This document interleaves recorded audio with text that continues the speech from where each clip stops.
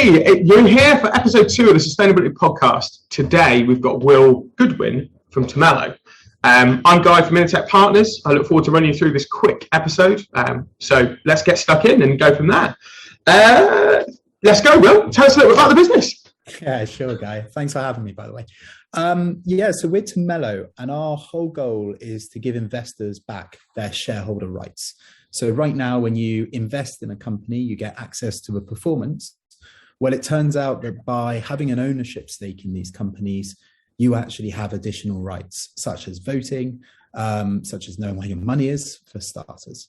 Our goal is we plug into investment platforms to bring these back to you. Yeah, okay. That sounds quite exciting. I imagine it sounds pretty busy at the same time as well. Must be having fun? Yeah, it's super fun right now. So this sort of stuff is really on the agenda of a ton of investment platforms right now. Regulation is coming in with regards to ESG, with regards to voting rights. And it's really only been kind of in the last year that it's massively taken off. So we've been going for 4 years now. And really in the last year, we've grown massively. So we're touching close to 40 people now. And the customer roster is sort of Legal & General, Aviva, and all of the other sort of major pension platforms. Okay. And all of that is huge growth inside 4 years. So truly impressive work. And what's your role there? Yeah, sure. So I originally started the company with my two co-founders, Georgia and Ben. And now I sort of do all things product, really. So I sort of have my own product that focuses on reporting data to various stakeholders. But I also sort of have a more, a deeper look into all of the other products as well. Nice. I like it. Thank you very much, Will. Thanks for sharing that with me. So from my end, it's a podcast about sustainability. And I want to kind of understand from your perspective where Tumelo sustainability, where you keep that improvements, what improvements you make for people, from a sustainable focus. Yeah, sure. So really, this is what we started from this. So our whole purpose really is to give investors back their shareholder voice and to have a say over where their money goes. So the two investor rights we've started with are transparency and indirect voting. So transparency, what we do is we actually allow people to see where their money is being invested within funds. So if you own a fund on, say, Hargreaves Lansdown or another platform, we can break it down into all of the underlying holdings and make it understandable. So actually a really user-friendly interface rather than these fact sheets that no one actually reads. And then the other side of it is shareholder voting. So now that you know what is in your funds, we actually allow you to cast votes on at annual general meetings at these companies that come up every year. So you can have influence over your investments. So rather than say divestment or just selling out, you can actually impact these companies to make them better. I can see how that could benefit, certainly from a sustainable focus, but also, the transparency module is super powerful for especially these people that are new. And we've got a lot of new people coming into the finance market, making small investments, trying to have more control. Thousands more people have SIPs than ever have had them before. So being able to see what they've gone and done with it, super impressive. But I really appreciate the relevance there. And so what kind of impact do you see this solution having for customers? What's the real benefit? Sure. So customers bring us on for a number of reasons. So part of it is sustainability in its own right. So companies actually want to do better for their customers. Another is regulation coming in. And then finally, we can actually get down into the business metrics, which is you brought up pensions there and people being invested in SIPs. It turns out because of auto enrollment, about 60% of people don't know they're invested at all. They don't know they have money in the stock market through their pension.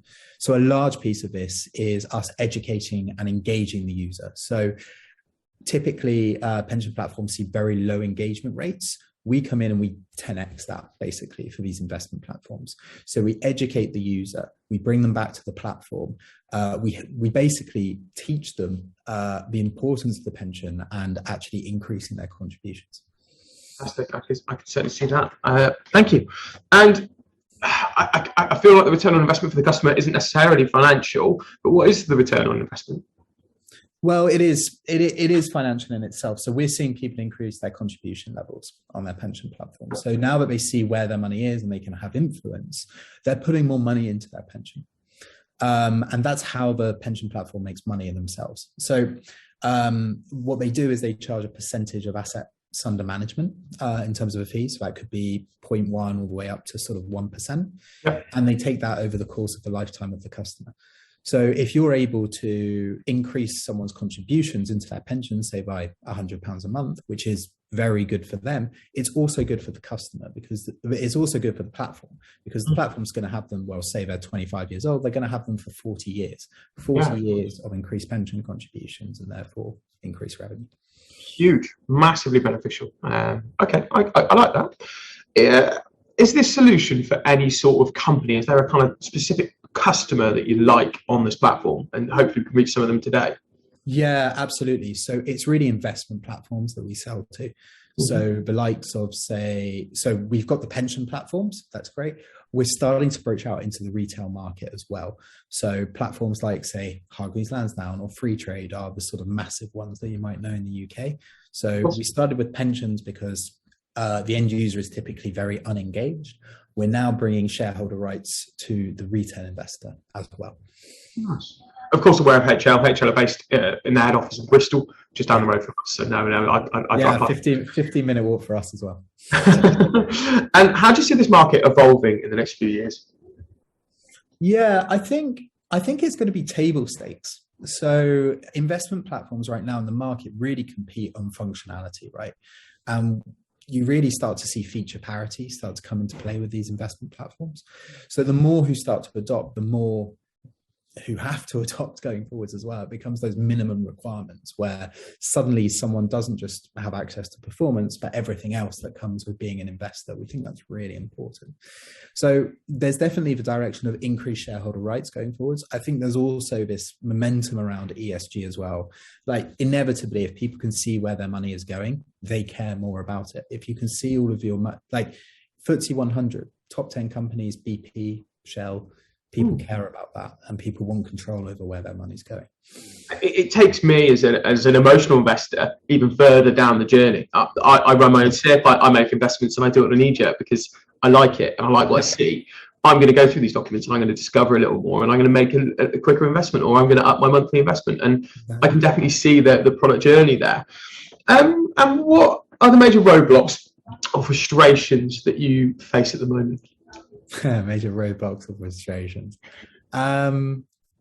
So I think growing a team is really hard, fundamentally, bringing on the right people, people who love what they do fundamentally, are really motivated by it, really want to have an impact on the customer, have the right skill set. It's gel with the Tumelo team, having people within our culture, really just loving it, to be honest. That's really hard to do, and it's really hard to scale up a team going from 10 to, I mean, we're at 30-40 people, and that's where you see sort of lines of communication start to break, and you need to start rethinking structure and growing that as a company.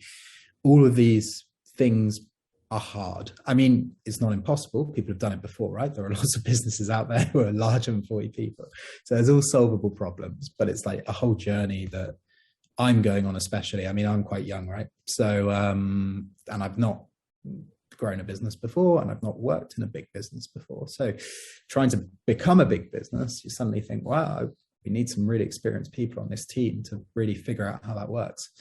And then it's just trying to fight for place on the roadmap with these customers. So investment platforms, long roadmap, lots of things to do. How do we stand out?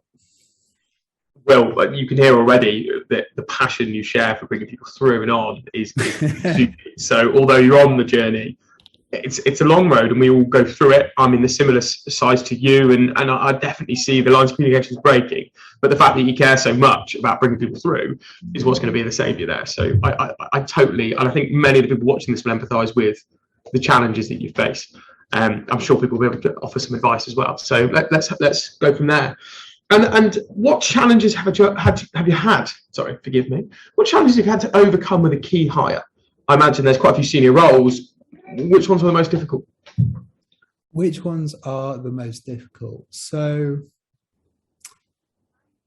It's really tricky right now. We're hiring for product people. We're really trying to grow the product team, product owners, product managers, finding the right skill set in the market. Fintech is still quite niche. What we do is quite difficult, quite complicated. There's loads of different stakeholders, and there's quite a depth of knowledge to acquire upon joining. That's really difficult. So, right? Sorry? Lots of regulation and getting things. Also, yeah, there is, and we're trying to hire for a bit more experience right now, if I'm honest, in that area, and try and grow that. There's of course the same challenges around hiring software engineers. We all know it's high market. I think we're all seeing wage inflation and really being able to keep up with that in the market as well. Not only sort of making the right offers to people, but growing wages within the company in line with that is really, really important. So yeah, it's really about attracting the top experienced talent to the company that is always the kind of roadblock. Again, I hate to say it, but you and me both, all businesses struggle with it. Employer brand is hugely important. There's a reason that Intertech Partners exists, and there's a reason that some of these roles are hard to fill. Wage inflation is something we're seeing across the industry. Massive. And also we're seeing people not want to shift back from contract, which was a shift we saw with IR35 and changes. Yeah. So hugely understand and empathise with that position. But if anyone's watching this, the passion you're sharing is huge. Just keep that, and everyone else will probably follow. And then hiring and firing, huge part of any successful company. What do you look for from your team? What's the main thing when they come in? You said culture earlier. You said the Tumelo way. What's the key bit? Yeah, sure. We're starting to see this emerge. So we're really big on autonomy. And we're really big on enabling people to solve problems, basically. I think the really critical skill set for someone is not only to be able to identify a problem, but to be able to solve it as well and carry that through all the way across. And the candidates we see who do the best in Tumelo really demonstrate this. So they can spot a product problem on the product, but it isn't just raising it to the rest of the team, it's seeing it through to actually being fixed. That is really genuinely valuable. The ability to really get stuck in is equally difficult. Like, things shift a lot. As we're growing, we've grown very quickly to sort of 40 people. The ground feels like it's moving under your feet, but the ability to understand the different levers within Tumelo that enable success. So we have key metrics within the business that mean that we know we're doing well. The ability for someone to understand those and also know how they can do something within the business to improve those levers is again something really, really critical. So I think it's those 2 points, being able to spot problems and solve them, but also have that eye on the bigger picture of how the business operates and understand how in their role they can affect the most change. Solutions, not problems, is a recruitment mentality from my end. It's something that we've always had drilled into us. We have to go with a solution to the customer. It's fine if someone isn't going to show up, but who is going to show up and what the solution is. And I think in any business, don't think of the problem, think of a way to solve it. It is huge. So I think I can agree with that one and take it from there. I mean, that concludes Tumelo. I mean, very exciting product. There's probably a lot more to come from it in the future. Is there any big feature updates that we should announce? Anything coming through that you've got on your roadmap? Yeah, there's quite a lot. So we're progressing further and further down the shareholder rights route. So right now it's transparency and it's indirect voting. We're basically going to knock them off one by one. So new year is a new shareholder right that we'll be launching. I'll let you do all the announcements when they come out, but really appreciate you talking about Tumelo today. More exciting, I've got to admit, is finding a bit more about you, Will. I want to learn a little bit here, so forgive me. These questions might seem totally irrelevant. I've got some good ones. Best bit of software that you can't do without. Which one do you use every day? Don't say Zoom. I know you're about to realize that like 90% of my personality is Tumelo. There's not a lot more to it. Software you use. Best, yeah, exactly. Tumelo software every day. Can't do without it. That obviously. We also use a product called Nucleino to document everything. As a product manager, documentation is key and being able to communicate. Love the stuff. Cool. Can't do without it. Best piece of tech you've ever bought? Bose Quiet Comfort headphones, noise cancelling headphones are a game changer. Absolutely sold. And it's I've recently watched something about attention and the attention thieves. People used to put things over their head that blocked out 95% of the noise. They wear noise cancelling headphones. Can't agree with that. Smart idea. It's incredible. Put them on the train, on the airplane, and suddenly you've got a tasty bit of concentrated work ahead of you. It's great. And you're a night owl, day worker? What's your typical 9 to 5? Both. Both. Yeah. I get up early. I go to bed late. I'm one of those weird people who operates on not very much sleep. Not forever. Make sure you get some. Yeah. Not forever. As you can see from the bags on my eyes, but. Yeah. There's a special cream for that. I haven't found it yet myself. Cool. Motto that you live by, something that you really stand on. Oh, that's a really hard question. Motto that I live by. User first. So solve the user problem first. It's all about the end user. Cool. 90% Tumelo. I like it. Told you. You've just touched on it, but how do you stay focused? It's got to be the noise cancelling headphones, right? Is there another way? What's the other trick? Critical. Before you leave work, make the to-do list for the next day. And really have it focused on it. A great book I read is The One Thing, and the really critical question you can ask yourself every day, every week, every month is, what is the one thing that I can do that will move the business forwards? I love it. And every day there's another thing. What do I do today? What do I achieve? So I'm in. Tough one, difficult to answer. Don't say Google. Microsoft or Apple? Apple, hands down. Okay, fine, perfect. Best thing for you personally, Tumelo to one side, about working at Tumelo? People, always. People first, I like it. Fine, final thing, this one's totally chilled, right? Biggest bugbear about working at a tech company? Biggest bugbear about working at a tech company. Is it the free pizza? Because it's typically free pizza. I love free pizza. Endless free pizza. Well, I mean, my big bugbear is how you can reduce the gap from coming up with an idea that's good to it being shipped. How can you reduce that gap all the time? And I fail fast and fail often, right? Exactly. Well, yeah, exactly. But it's also just like, get it to the end user, let the user try it out. Let's see what they say. Because everything else is personal opinion. I like it. So throughout this journey, we've talked a little bit about roles and vacancies. Can you give us a quick rundown of what roles you've got available so everyone knows? And we'll go from there. Sure. Product owner to take over the reporting tool that we use for fund managers and trustees. That is working really closely with me. Yep. The next is engineers. We have loads on the team. I think personally we have a really fantastic engineering culture, which is getting people close to users and really letting them loose and not holding them back through large processes. Yep. Designers, we're looking for head of design director. Yep. And salespeople, absolutely salespeople.